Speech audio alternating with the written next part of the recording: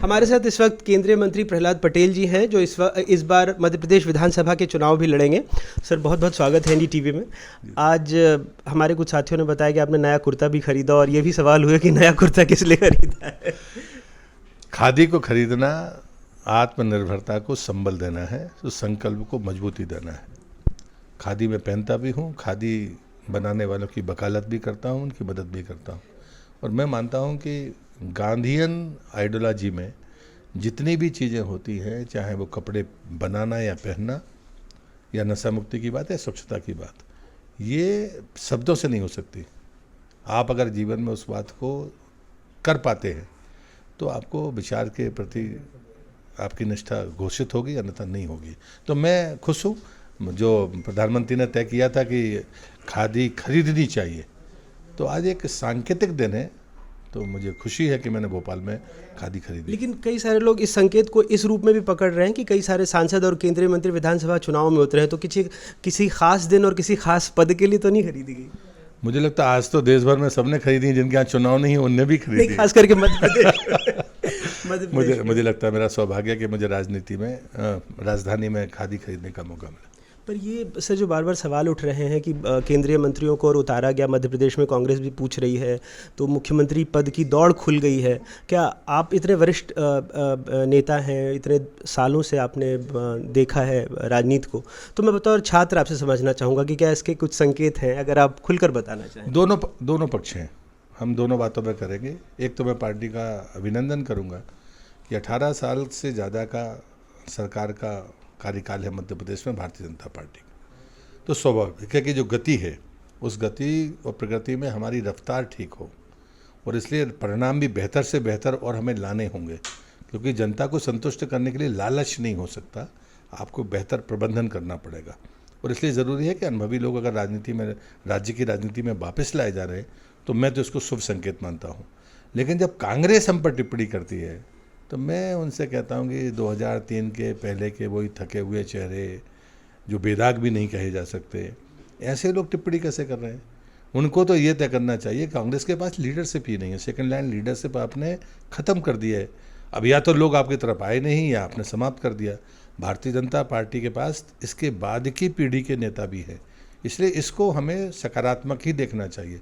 और मध्य प्रदेश जैसे राज्य को मैं सुंदर, संसाधनों वाला और संभावनाओं वाला राज्य मानता हूँ, इसलिए ये लीडरशिप का राज्य की राजनीति में आना ये शुभ संकेत है। पर मेरा सीधा सवाल है सर कि क्या अगर बीजेपी की सरकार बनती है और आप लोग शिवराज जी की लीडरशिप के अंदर में कैबिनेट मंत्री बन के या कुछ और भूमिका में काम करेंगे? सीधा सवाल है। नहीं, मुझे लगता है कि ये अटकलबाजियाँ हैं, और इस आधार पर कोई चुनाव लड़ने के लिए नहीं आया। पार्टी ने कहा है कि राज्य में चुनाव लड़ना है, तो ये पहला स्टेज है। उसके बाद जो पार्टी फैसला करेगी वो पार्टी का फैसला। कई लोग इसको डिमोशन के तौर पे देख रहे हैं, ऐसा तो नहीं है? क्योंकि संसदीय परंपरा में विधानसभा में भी काम ही कर रहे हैं। मुझे लगता है कि ये सरकारी नौकरी नहीं है कि हम किसी के पद के पीछे पहुंच गए हैं।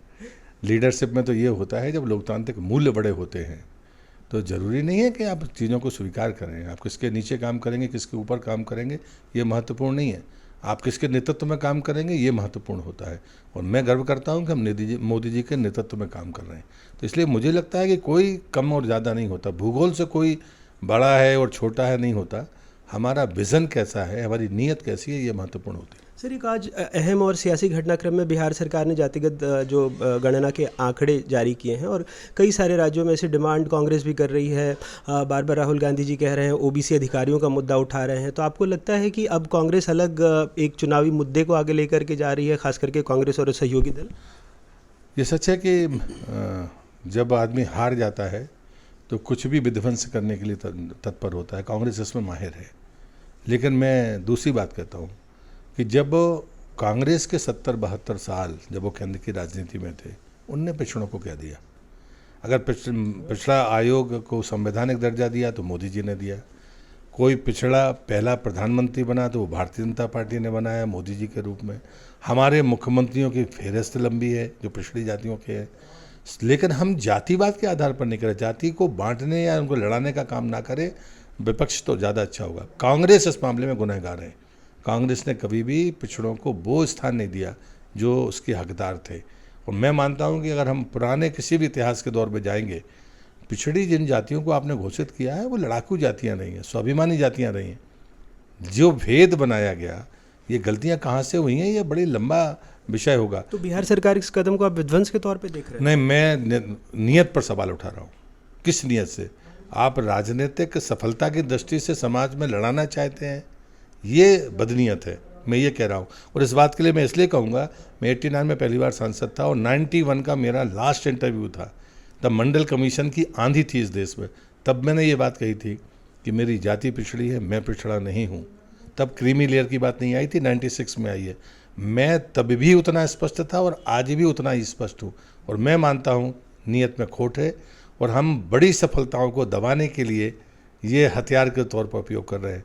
आप महिला आरक्षण की बातें दब जाएं, या हम पिछड़ों के संवैधानिक दर्जे की बातों को ख़त्म कर दें, या हम आरक्षण की बात उठाकर ये तमाशे खड़े करें, ये उपलब्धियों को नकारने के लिए या ढांकने के लिए की गई गलत कोशिशें हैं, ऐसा मानता हूँ। मध्य प्रदेश जैसे राज्य में जहां 50% से ज़्यादा ओबीसी आबादी है, लेकिन पिछले 20 सालों में बीजेपी ने एक ओबीसी को मुख्यमंत्री बनाया, या उमा भारती हो चाहे शिवराज सिंह चौहान जी हों, तो आपको लगता है यहाँ फ़र्क पड़ेगा? 25% ओबीसी मंत्री भी हैं करीब करीब। नहीं, मुझे लगता है यही आकलन राज्य की जनता को और देश की जनता को करना चाहिए कि जो पिछड़ों की बातें करते रहे, उनने कितने पिछड़ों को मौका दिया। और हमने पिछड़ों की बातें अलग से नहीं की, लेकिन लीडरशिप हमेशा पिछड़ों के हाथ में रही है। तो इसलिए मुझे लगता है कि 20 साल में चाहे उमा जी हों, चाहे बाबूलाल गौर हों, चाहे शिवराज जी हों, तो मुझे लगता है कि हमने तो पिछड़ों की अलग से कोई आइडेंटिटी की बात नहीं की, लेकिन लीडरशिप दी, उस पर हम जैसे लोग भी हैं। तो मुझे लगता है कि ये, इसलिए तो मैं कह रहा हूँ कि सामने वाले की नीयत में खोट है।